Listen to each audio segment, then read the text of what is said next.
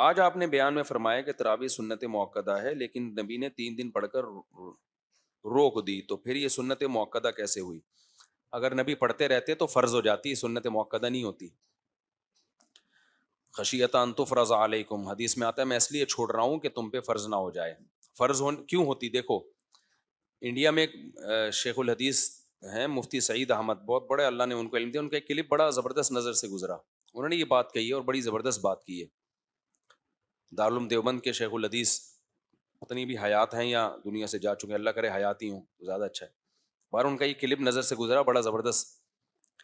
دیکھو بہت دفعہ ایسا ہوا ہے کہ اللہ کے نبی کی چاہت تھی کوئی کام کرنا اور پبلک ڈیمانڈ بھی تھی، تو جب دونوں چیزیں جمع ہوتی ہیں نا تو اللہ اس حکم کو لازم کر دیتے ہیں۔ لیکن بعض دفعہ نبی کی چاہت تھی، پبلک کی چاہت نہیں تھی، بعض دفعہ پبلک کی چاہت تھی، نبی کی چاہت نہیں تھی۔ جیسے مسواک نبی کی چاہت تھی، بہت زیادہ کرتے تھے، لیکن پبلک کی نہیں تھی، یعنی اس زمانے کی جو پبلک ہے نا اس کی بات کر رہا ہوں۔ تو اللہ کے نبی نے فرمایا کہ مجھے امت پر مشقت کا خوف نہ ہوتا تو میں ہر نماز کے لیے مسواک کو واجب کر دیتا، لیکن امت کا پر مشقت کا خوف تھا کہ بھئی یہ اتنا پابندی سے نہیں کر پائیں گے۔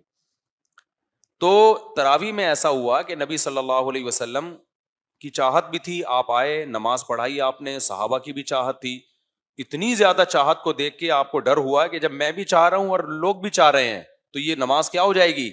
لازم ہو جائے گی، اور ہو سکتا ہے یہ رغبت بعد میں نہ رہے ان لوگوں میں، تو اس لیے آپ نے اس خوف سے چھوڑ دی کہ فرض نہ ہو جائے۔ تو اس سے پتہ چلتا ہے کہ نبی صلی اللہ علیہ وسلم اس نماز کو چاہتے تھے کنٹینیو کرنا۔ اچھا یہ اگر تہجد ہوتی نا تو تہجد تو پہلے بھی پڑھ رہے تھے رمضان میں بھی اور رمضان کے بعد بھی، تہجد تو نہ پہلے چھوڑی نہ بعد میں چھوڑی، یہ نماز کی ایک الگ پیکج تھا، رمضان کا ایک الگ سے پیکج تھا جو آپ صلی اللہ علیہ وسلم شروع کرنا چاہتے تھے۔ اس خوف سے آپ نے چھوڑ دیا کہ امت پہ فرض نہ ہو جائے۔ سمجھتے ہو کہ نہیں سمجھتے؟ لیکن صحابہ کرام یہ بات جان گئے تھے کہ نبی پڑھنا چاہتے ہیں، نہیں پڑھ رہے، کیوں؟ فرض نہ ہو جائے۔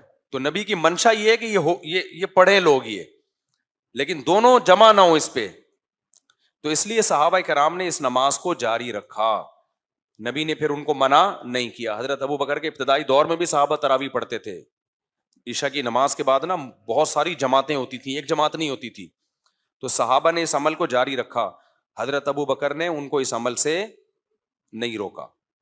اچھا یہی کام اگر صحابہ رمضان سے پہلے کرتے تو حضرت ابو بکر روکتے کہ نہیں روکتے؟ یہ تم نے کیا بدعت نکال لی ہے بھائی؟